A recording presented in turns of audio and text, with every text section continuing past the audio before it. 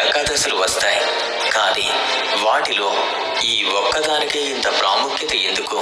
సూర్యుడు ఉత్తరాయణానికి మారే ముందు ధనుర్మాసంలో మకర సంక్రాంతికి ముందు వచ్చే ఈ ఏకాదశి రోజున ఆశ్చర్యకరమైనటువంటి విషయం ఏంటంటే, ఈ రోజు సాక్షాత్తు శ్రీ మహావిష్ణువు గరుడ వాహనదారుడై 33 కోట్ల దేవతలతో కలిసి భూలోకానికి దిగివచ్చి ఆయన భక్తులకు దర్శనమిస్తారు.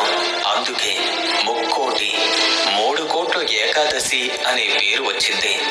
ఇక మరో అర్థం కూడా ఉంది. ఈ ఒక్క ఏకాదశి వ్రతం 3 కోట్ల ఏకాదశుల పుణ్యఫలాన్ని ప్రసాదిస్తుంది. ఇంకా ఈ రోజునే వైకుంఠ వాకిళ్లు తెరుచుకుంటాయి. అందుకే దీనిని వైకుంఠ ఏకాదశి అని పిలుస్తారు.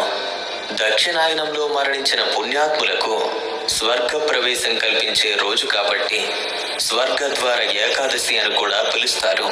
ఇప్పుడు వైకుంఠ ఏకాదశి వెనుక ఉన్నటువంటి ఒక అద్భుతమైనటువంటి కథను తెలుసుకుందాం. కృతయుగంలో చంద్రావతి నగరం రాజధానిగా చేసుకుని ముర అనే భయంకరమైన రాక్షసుడు రాజ్యమేలుతూ ఉండేవాడు. వాడు చాలా క్రూరత్వం కలిగిన వాడు. ప్రజలు హింసించేవాడు. దేవతల్ని ఓడించాడు. త్రిమూర్తులపైనే కాలు దువ్వటం మొదలుపెట్టాడు. ఇక భయంతో వణుకుతున్న దేవతలు వైకుంఠానికి చేరుకున్నారు.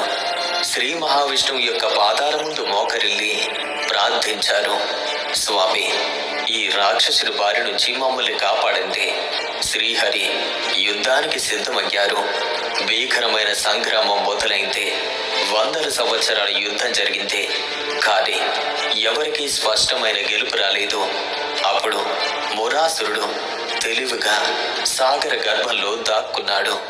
ఇక అప్పుడే శ్రీహరి ఒక ఉపాయాన్ని పన్నారు.